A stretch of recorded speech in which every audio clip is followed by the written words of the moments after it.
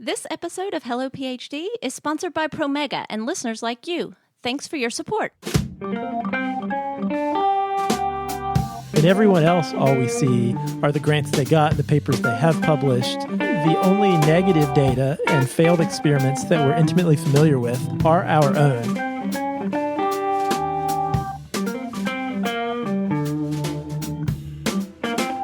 Welcome to Hello PhD, a podcast for scientists and the people who love them. This week, we talk with a clinical psychologist to find out why PhD training is so difficult and learn about the tools you'll need to be successful. Stay with us.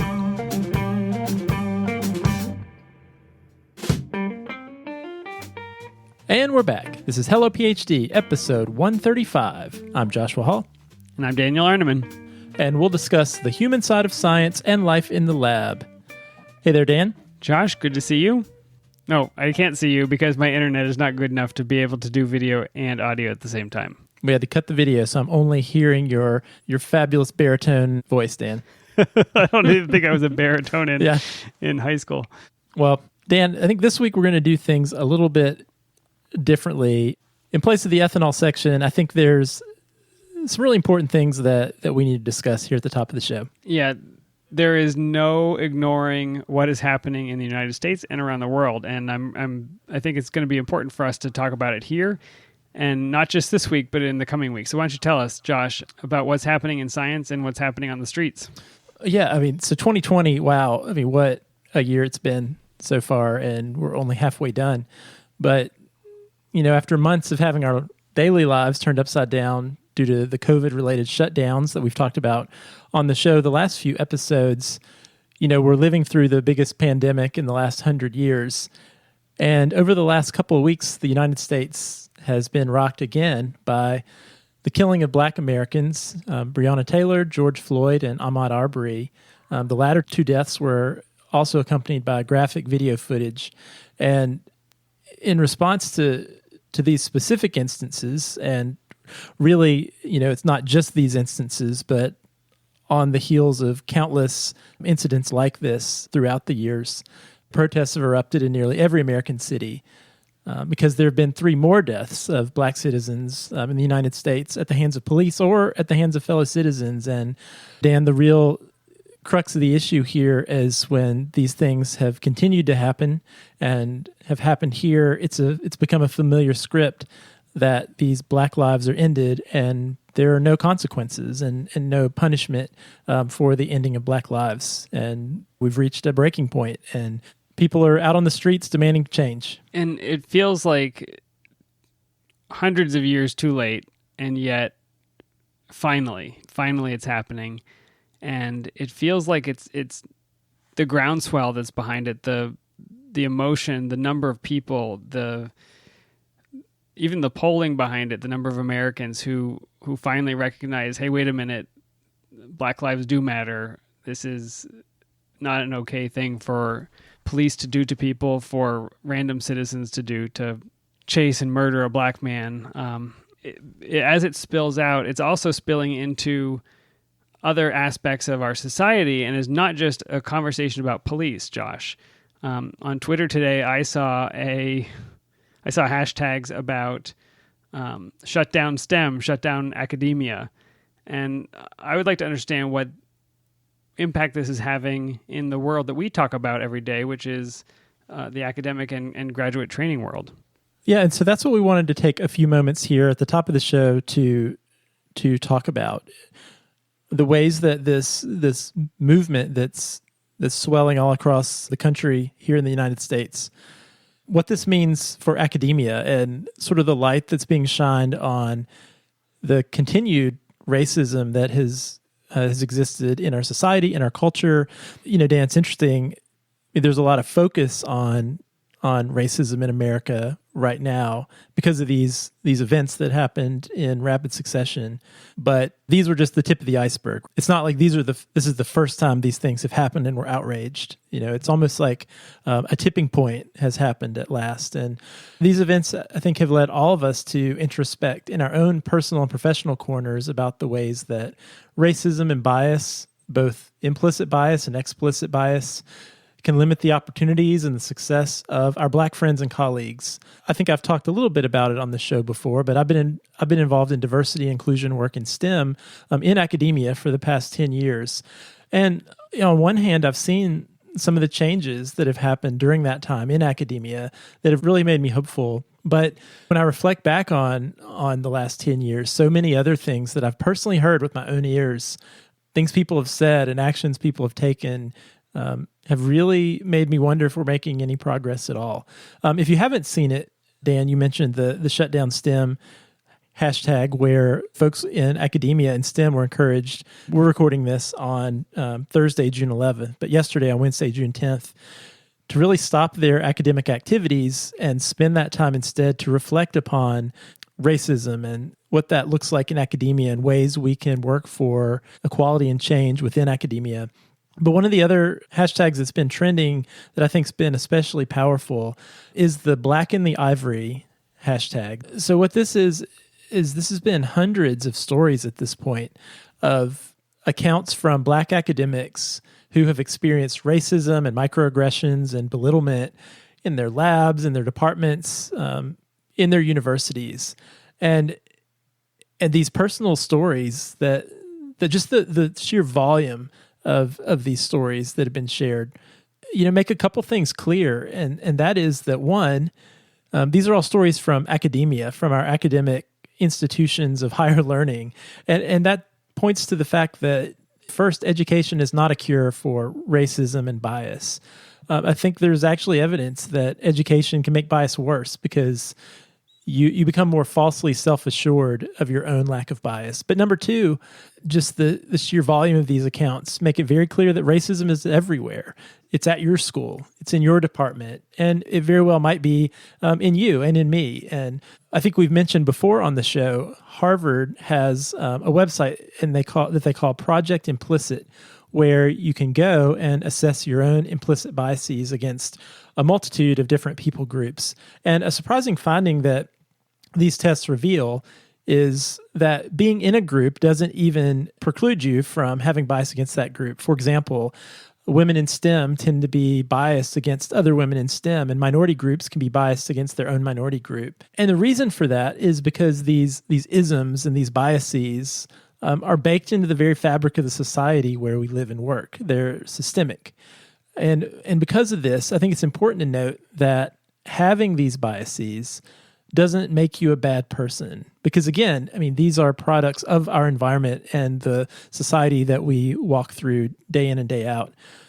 But where the problem comes in is when we ignore these biases and we think we're personally immune to having these issues and having this bias in our own viewpoints.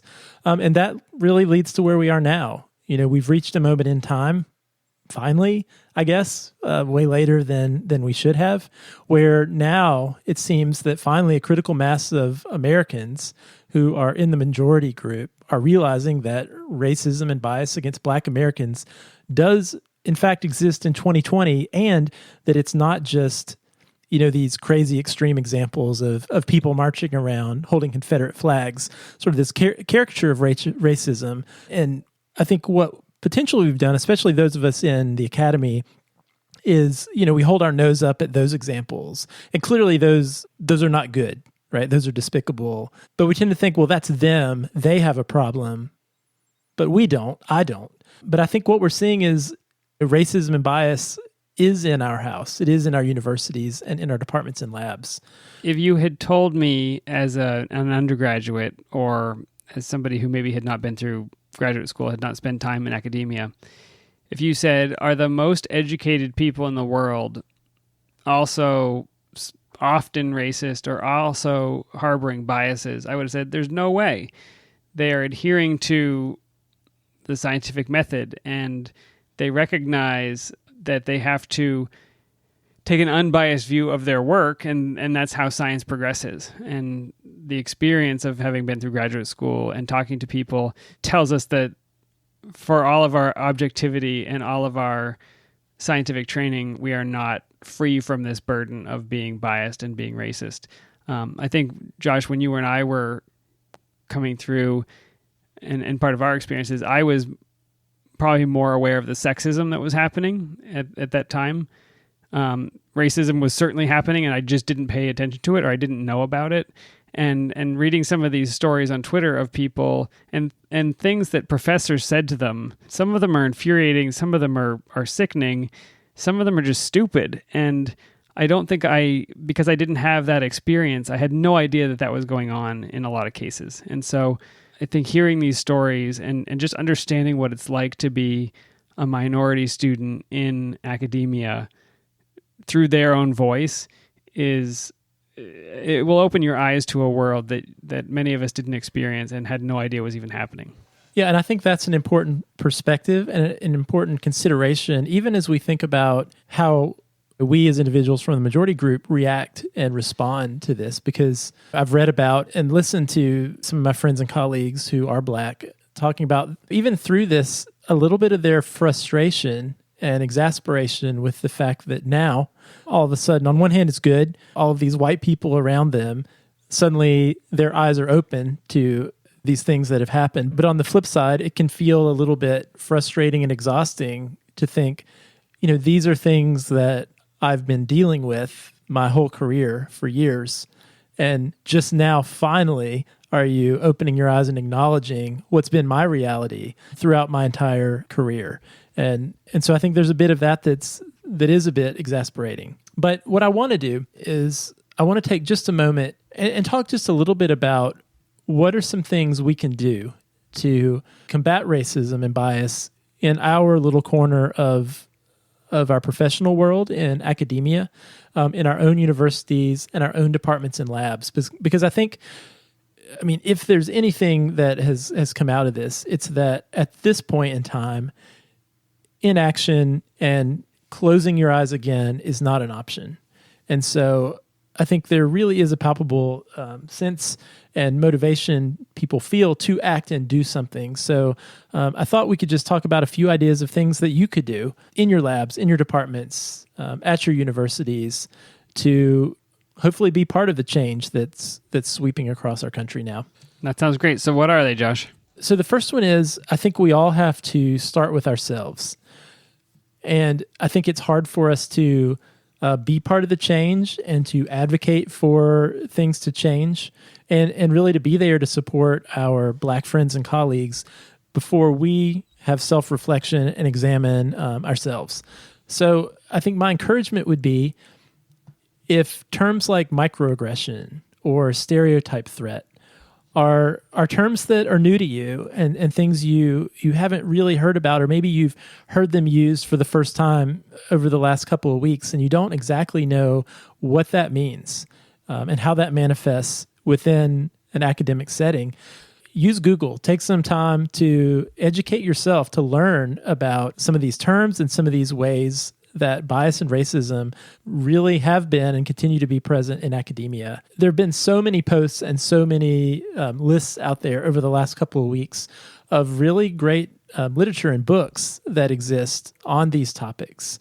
I'm not going to go over all of them now. There are plenty of places where you can find these. We'll post a list to some recommended books in our show notes, but I think that's where it begins for all of us. Is we need to learn, we need to listen, but also take the time to educate ourselves.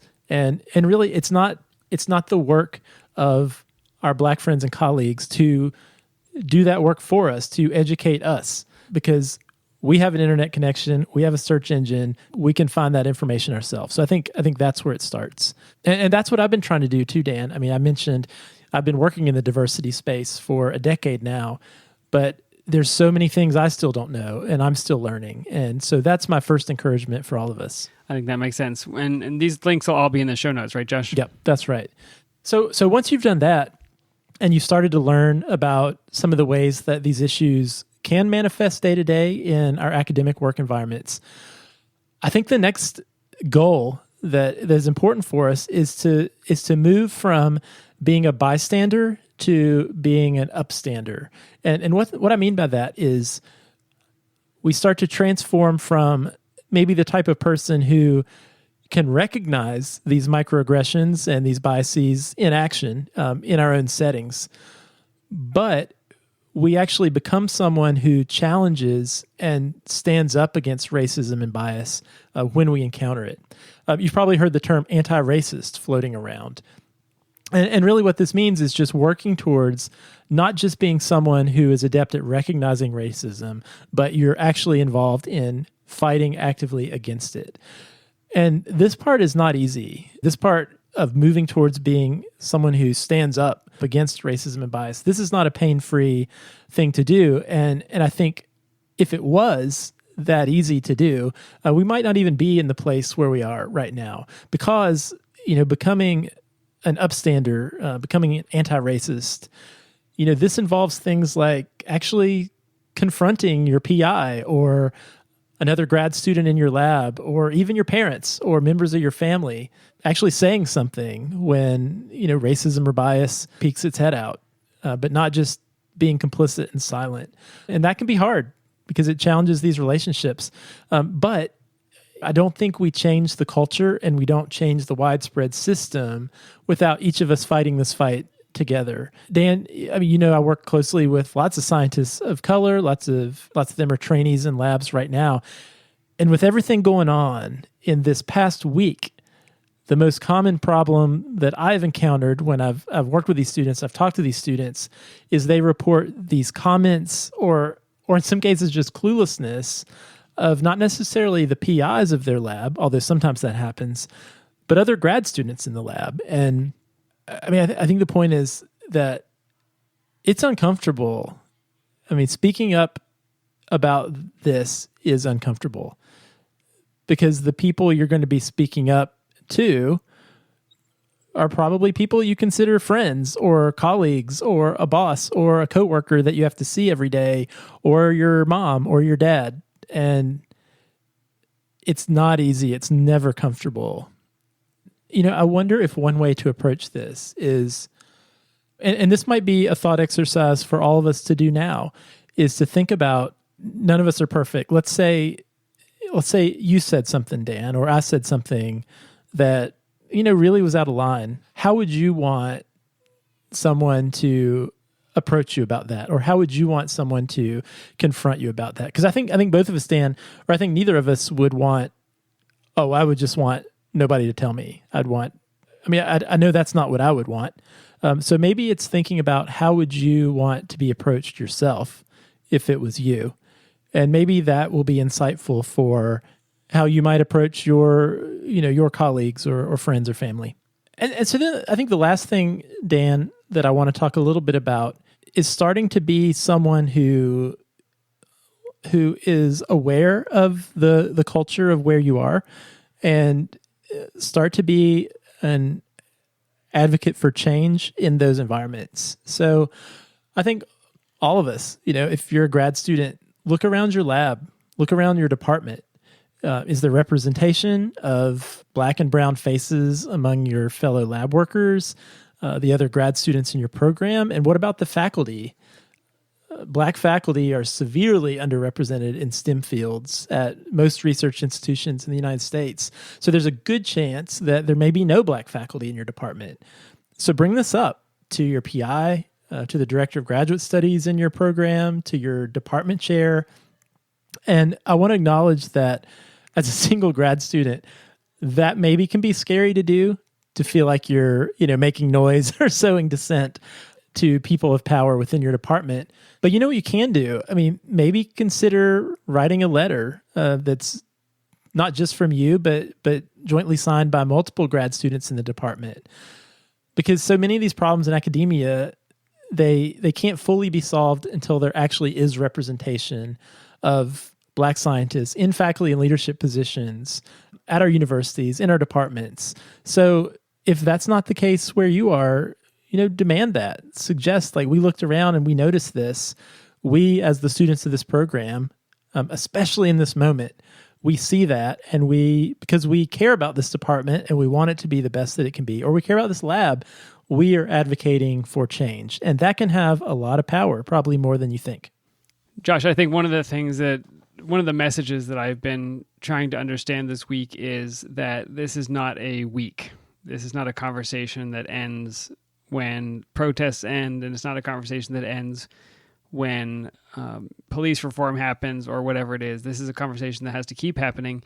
And you and I are super white, and we don't have the whitest of the white. We don't Dan. have, we can't speak from the perspective of a minority student coming in through the academic training pathway. And so I think you and I really want to commit to bringing more of this topic to the show more frequently, bringing more voices from people who have lived the experience of trying to travel these pathways. And so we're going to keep including it in the show, maybe small snippets, maybe full episodes, whole conversations, maybe guest conversations. But I think it needs to continue to be part of what we talk about for a long time. And so we're going to commit to doing that. Absolutely. Well, Dan, I don't really have a good segue from there. We do have some people we would like to say thank you to. And the first is we have a new Patreon patron this week. So a special thank you to Pixie Muffin, who is our newest Patreon patron. I assume that is not the given name, but thank you so much to Pixie Muffin. Yes, thank you so much. And if you'd like to support the show, you can go to patreon.com/HelloPhD or go to our website, hellophd.com, and click the Become a Patron button, and we will invite you to our Slack channel for our Patreon patrons. Who else do we want to thank, Dan?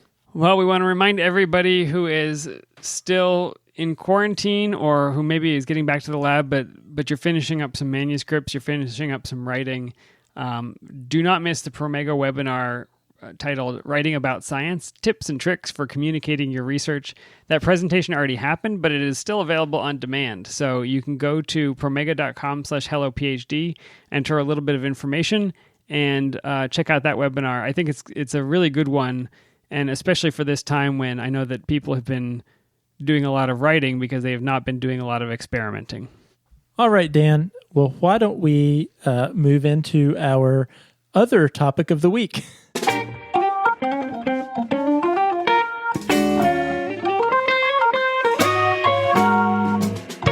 Josh, we have been so lucky in the past few months. People have been sending us books, which I love.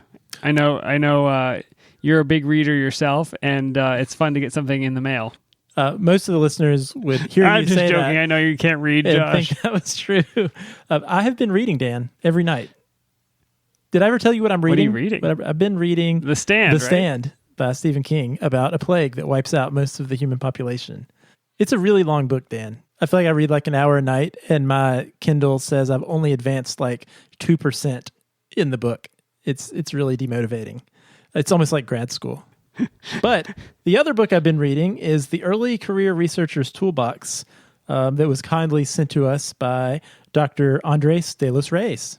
And you got a chance to talk to him. I sure did. And what a fascinating conversation, Josh. You know, we live so deeply in the world of biomedical research. I think sometimes I forget that there are all of these other disciplines out there. And what is so fascinating to me about this particular book is that it is written by a clinical psychology PhD. And as you can imagine, by studying human development, human behavior, I feel like Dr. de los Reyes has uncovered some problems and some solutions to this process that we go through as scientists, where we go from an undergraduate who has spent a lot of time reading books and taking tests to a principal investigator who is expected to come up with a research program with grants and peer reviews and mentoring and all of the things that go with that. And Josh, we've talked about it 1,000 times. It feels like there is this gap in training between what you're expected to do as a PI and what you are trained to do as a graduate student. I think to some degree, I wonder if that is a discouragement for some trainees even wanting to pursue that path of having an independent research lab.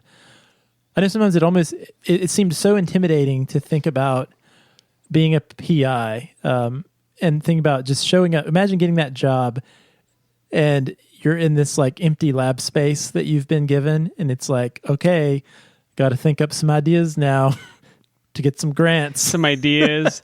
Show me your budget. Yeah. Who are you going to hire, and how will you know if they're good? Yeah, there's a lot to it, and Nobody teaches you those things. Nobody teaches you the things. So I talked to Dr. De Los Reyes to find out, what does this look like from a clinical psychologist perspective, and what is that we can learn from other people's experiences, other people's stories, to help get us through this time. So please take a listen.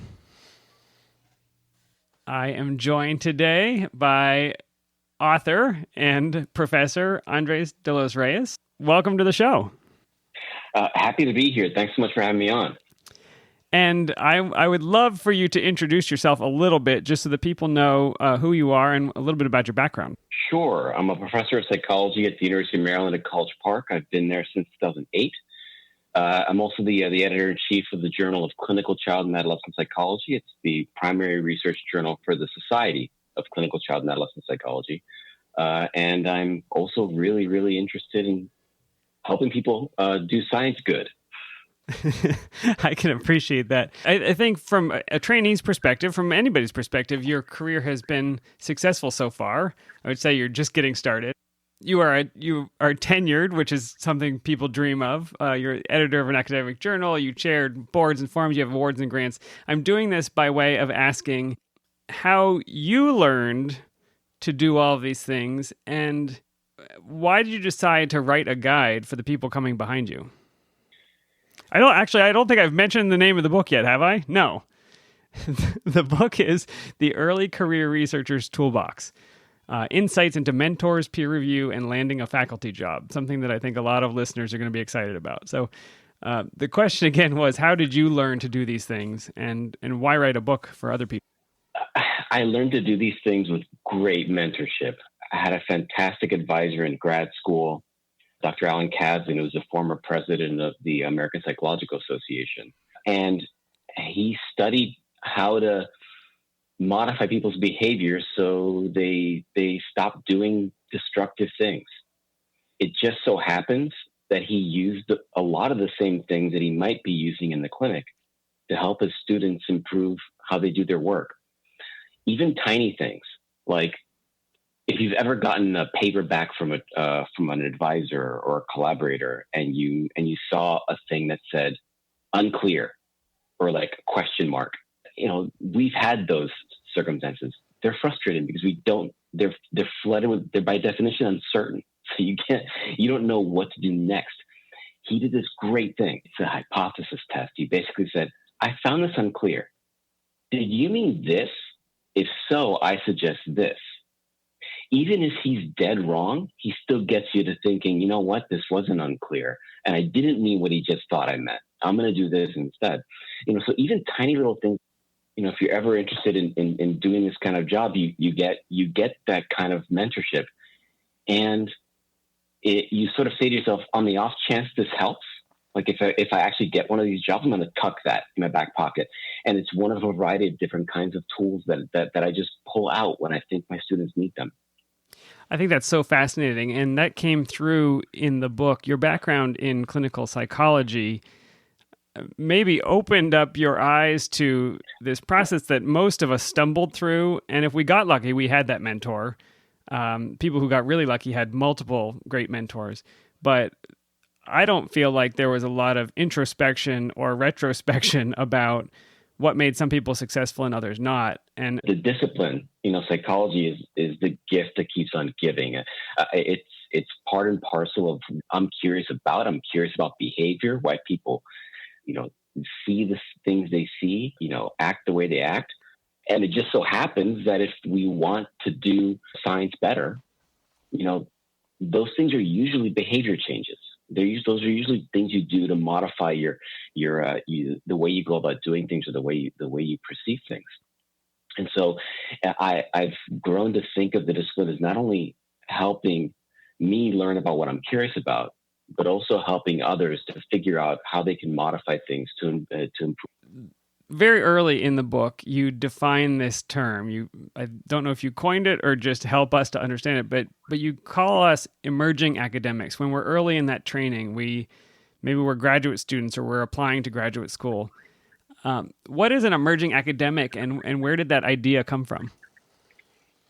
So an emerging academic is somebody who's on track to become an independent researcher and is still in the process of acquiring the tools necessary to do scientific work on their own. And what got me curious about this period in people's work lives is that in some ways it looks like a bunch of other developmental periods that we've all gone through, from childhood to adulthood, all at one time. Right? So when you're in your first few years of grad school, for instance, it kind of feels like you're going through childhood all the way through what psychologists call emerging adulthood. So that period after adolescence when you're still growing, but you have more independence. Right? Being a grad student often feels like you're learning a bunch of things at one time. So it's kind of like you're learning how to sprint. You're taking in all this knowledge from coursework, but then you're also asked very quickly, soon after you learn new things, to figure out where the holes are and what you're going to do to fill them. So that it's the rapid development is one thing.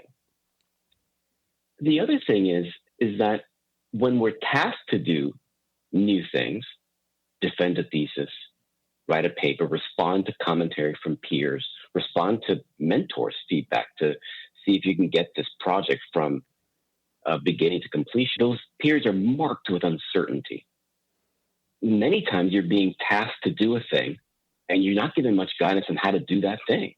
And part of the reason why that is because our programs, our graduate programs, our postdoctoral training programs, oftentimes are stretched to the max in trying to give you book smarts, to just teach you how to become a card-carrying member of your own discipline. And that doesn't leave a lot of room for what I call street smarts.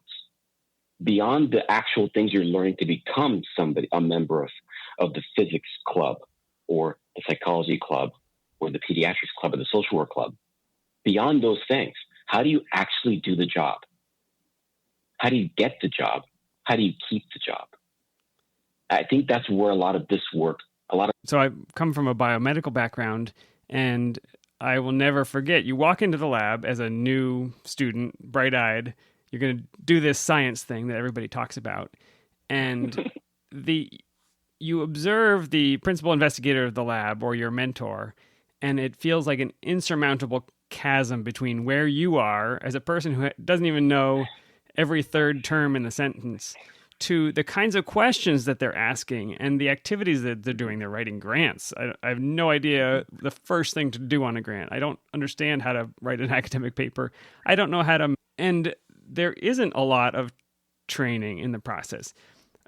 We have long lamented there's a lot of activity you do to be successful as a graduate student or as a postdoc that you then have to leave behind. So maybe you get really good working at the bench or designing an experiment or doing clinical research. Then you need to go be an academic at a university, and you need to manage people, and you need to manage money, and you need to manage projects.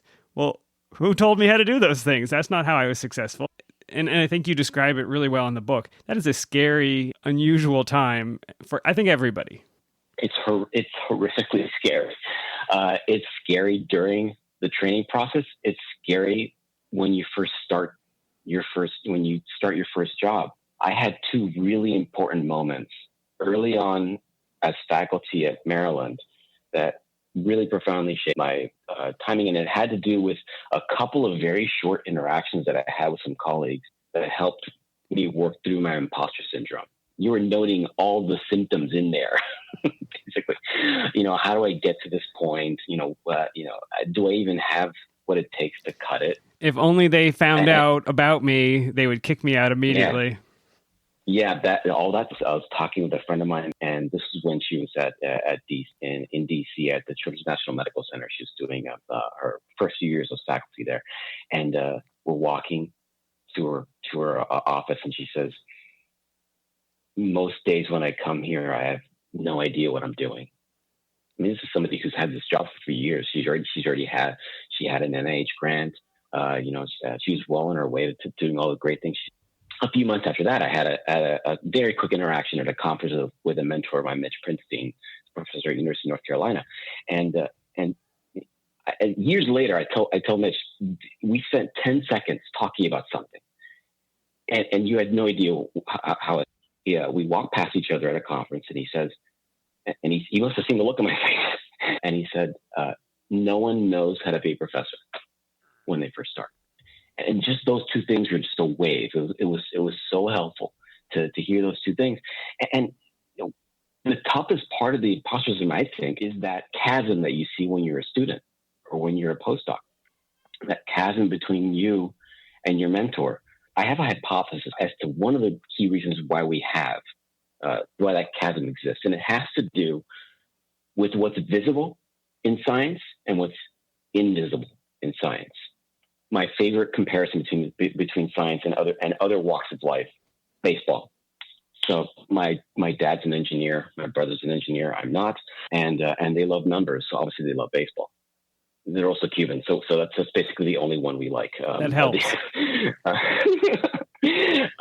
And Miguel Cabrera in 2012 was the last winner of the Triple Crown, so highest batting average in the league, most home runs, most runs batted in.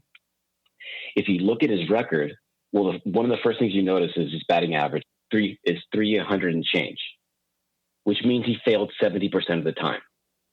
And not only that, we've seen every time Miguel Cabrera succeeded, we've seen every single time he's failed. And somebody's tracking it. The question I always pose to people is, what would baseball look like? What would our perceptions of the athletes be if we only saw their hits? We didn't see their misses. We didn't see their strikeouts, their lost games. It would look like academia, because all the things that we do, the articles we publish, the grants we get, the awards bestowed upon us, everyone knows they exist. It's the rejections, the failures, the things that build up are the foundations of our successes that no one sees unless we tell people.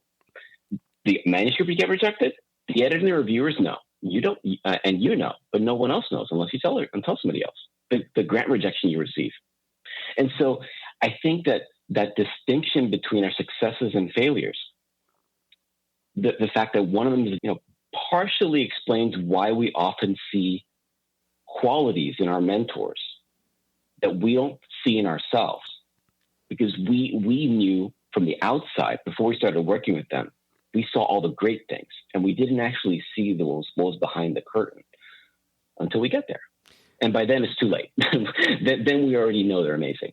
The baseball analogy is such a good one. If every at bat was a hit, and I watched a person do that, and then I stood up, and let's say I got 70% miss and 30% hit, which is great, I would feel terrible, and they would look superhuman. Yeah. They would look magical to hit every ball that came at them at 90 miles an hour. And that's what the PI looks like. Yeah. It's 2 R01s. Yeah. Well, how many rejection letters came? 100 publications. How many rejection letters does that mean? I don't know.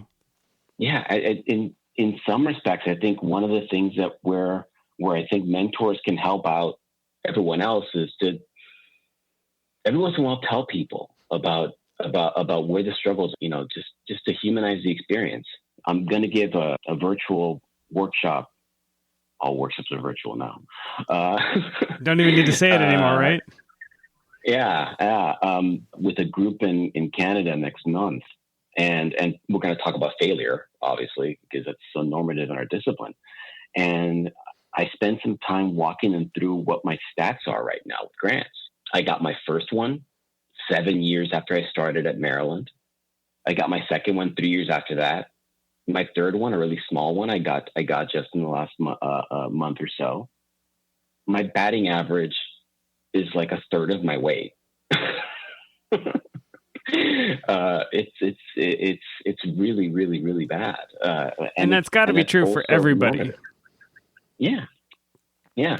Jumping back to the book, because you've got it's structured in such a way that it really is a toolbox. And what I love about it is you're both providing these tools, these very concrete actions that a student can take. But you're also providing a lot of stories, a lot of what I think you call anonymous accounts. Can you talk a little bit about those and why that was important? Yeah, so another hypothesis I have with these kinds of books about professional development, is that because our programs spend too much time covering book smarts at the expense of covering street smarts, that rarely will it be the case that somebody picking up this book will be using it or reading it for a class. This is not tied to a pop quiz or a midterm or a final. Right? And so my hypothesis with the book as I was writing it was, it can't look like a textbook. It has to feel like something you'll do on your free time, because that's basically what people are doing when they're reading the book. They're going to do it at the expense of Netflix, at the expense of hanging out with friends, at the expense of virtual happy hour. They're going to be doing this instead. So it has to have a component like that. And what better way to simulate free time and to try to share characteristics of what free time looks like. Free time is stories. The anonymous account came about when I was thinking about how to organize the book. I thought, well, one of the things that I should be doing with these tools, particularly if they're new to people, things like addressing commentary from peers and putting together a job talk, is to what psychologists would call model the behaviors you want people to start engaging in. I asked one of my current grad students, Bridget McCall, if it'd be okay for me to use her work as an example for the job talk portion of the book. She graciously agreed.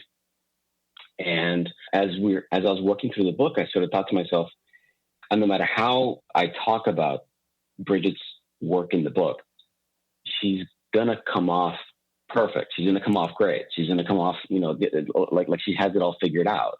When in reality, Bridget is great, but she is just like the rest of us. We're figuring it out as we go along. So the anonymous accounts in the book, which are written by grad students, postdocs, early career faculty, about all the trials and tribulations of the training experience in your first years on the job, those are designed to sort of give people an additional set of narratives that really bring to life a lot of the different kinds of tools and topics that we cover in the book. No, they're really memorable, and they put a punctuation mark on some of the steps that you're suggesting people take. Reading somebody else's experience of reviewer number 2, it's humanizing, and it makes me feel like I'm not alone in despising reviewer number 2.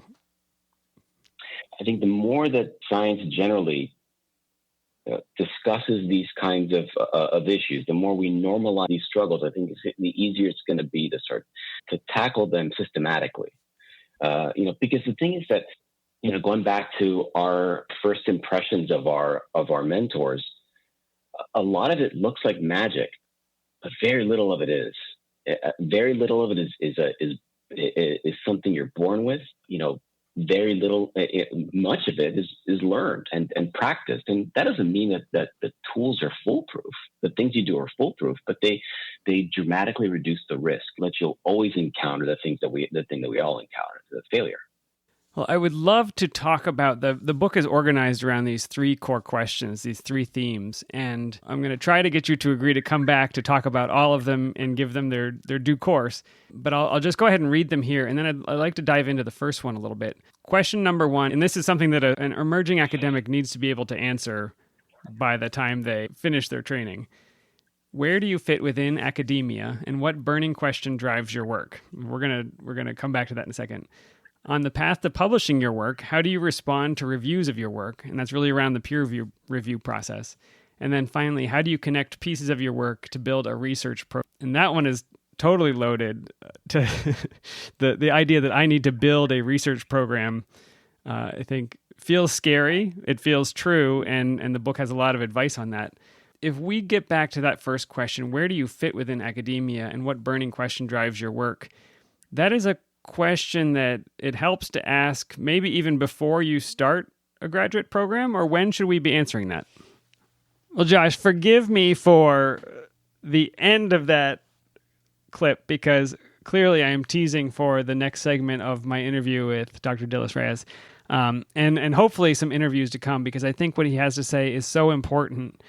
Josh, I was really excited because I had never considered the training of a graduate student and a postdoc from the perspective of this is very similar to how a child grows into an adult or a teenager progresses from teenagehood, let's say when you graduate from high school, going through college to become an adult where you're living on your own, you're learning to manage your budget, you're learning to cook for yourself in many cases. There are all of these things that you're expected to do in this really constrained time period.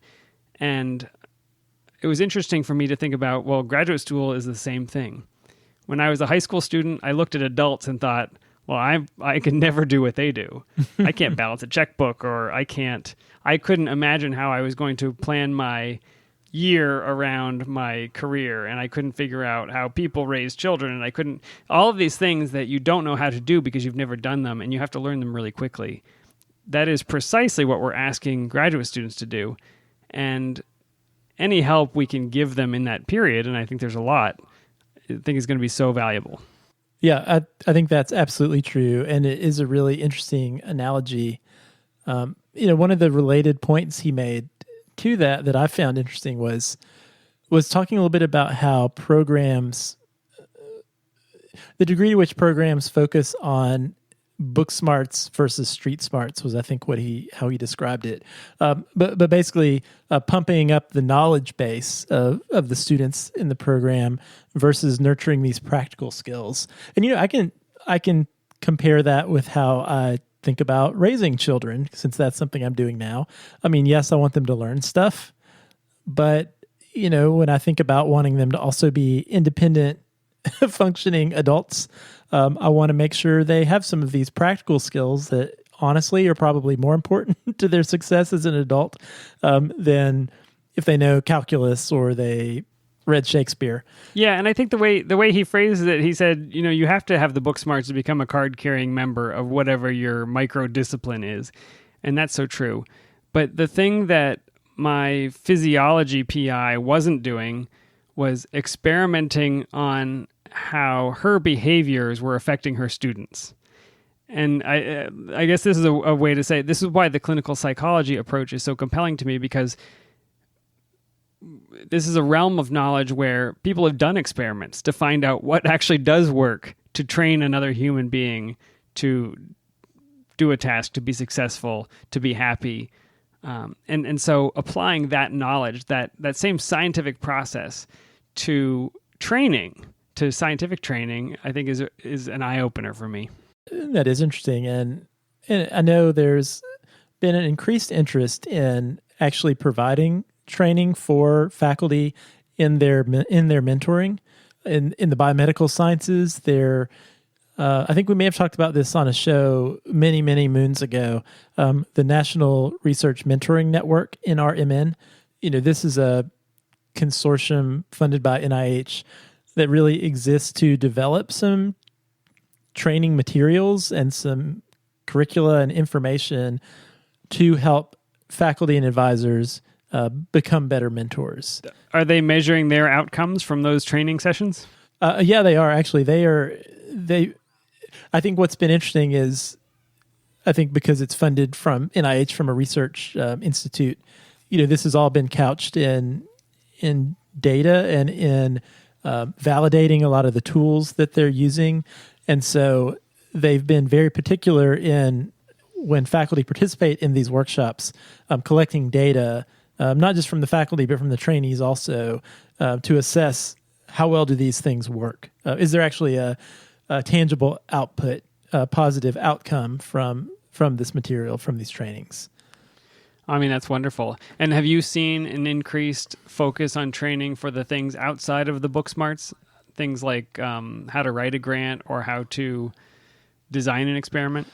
I think yes. I think that has been a small trend, a slow evolution. I think honestly, as far as graduate training goes, at least in the sciences, in sort of lab-based programs, I think there's still a lot of work to do, moving away from these specific knowledge courses, like where we just go sit in a room and learn about cell biology, but moving towards a curriculum that trains more practical skills, like things like scientific writing or experimental design, how to analyze your data, how to communicate effectively. I have seen some programs that have really been trailblazers in doing this, kind of this almost moving away from book smarts to street smarts in the curriculum that their first and second year grad students take part in. But I think this is a real growth area for a lot of programs. So I was glad to hear Dr. De Los Reyes talk about this, and that's what it made me think about in my own context. Yeah, I really enjoy some of the stories about how other people feel imposter syndrome, that there are, he talked about some professor friends of his who say, yeah, we still don't know what we're doing, but they're making it work. Even though from the outside, I would look at them and say, look how confident they are. Look how skilled they are. They know exactly what's happening. But the reality is they are making it up as they go, hopefully with good mentorship, but not always. And they're still making it work. And Josh, hopefully you can explain to me the baseball batting average thing. No, I followed along. The imposter syndrome conversation, the example he gave, I thought was really stuck with me. I might have told this story on the show before, but I can remember being a senior grad student getting ready to go on the postdoc job search. And I was really dragging my feet in not reaching out, not sending emails to potential postdoc advisors.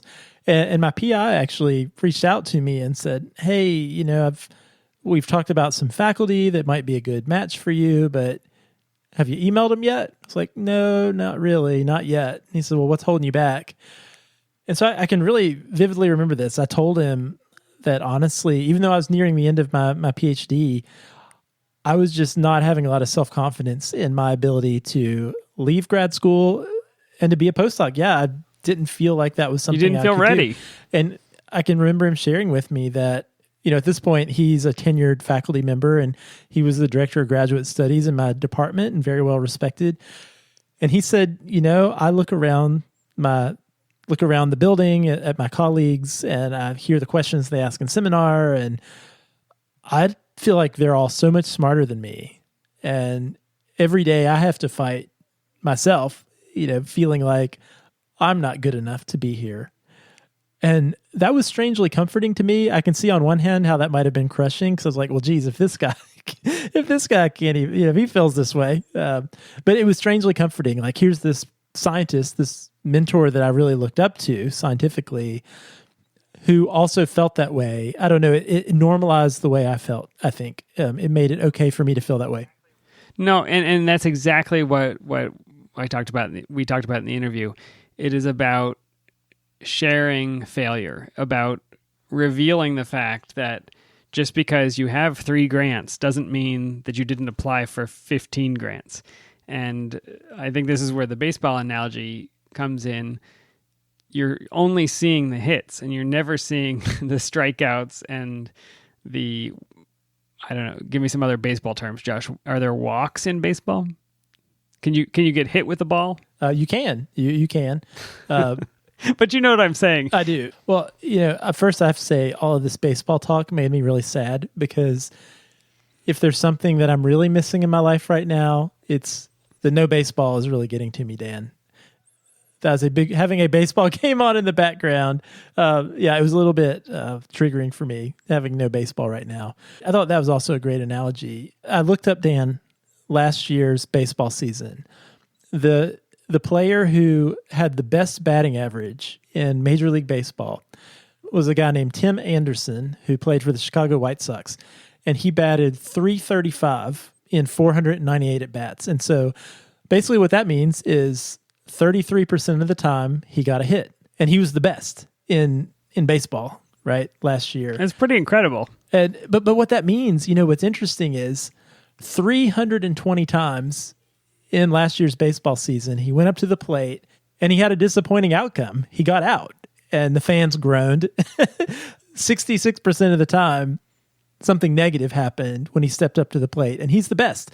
And of that, he struck out 109 times, but he was the best hitter in the game. And I think you're right, Dan. In science, it's the same way. We see the positive outcomes, especially in everyone else, right? In everyone else, all we see are the grants they got, the papers they have published, the successes. And think about what we share most of the time when we give a scientific talk.